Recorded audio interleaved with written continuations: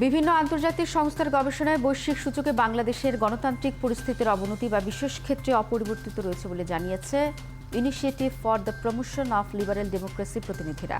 শনিবার দুপুরে রাজধানীর বসুন্ধরায় প্রতিষ্ঠানটির কার্যালয়ে এক আলোচনা সভায় এসব জানানো হয়। অনুষ্ঠানে বৈশ্বিক গণতন্ত্র সূচকে বাংলাদেশের অবস্থানে অবনমনের নানা দিক নিয়ে আলোচনা করা হয়। বক্তারা বলেন, জাতীয় স্থানীয় সরকার নির্বাচন সুষ্ঠু ও সব দলের অংশগ্রহণমূলক না হওয়ায় গ্রহণযোগ্যতা হারিয়েছে।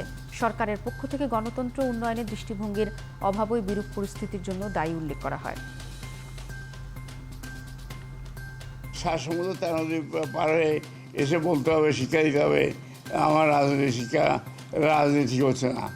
সবার সাথে শুনি বলবো যে আমাদের বুদ্ধিও কম নাই, আমাদের গণতান্ত্রিক পরিস্থিতি ঠিক করার জন্য আমরা নিজেরা যথেষ্ট, কিন্তু রাজনৈতিক সদিচ্ছা থাকতে হবে।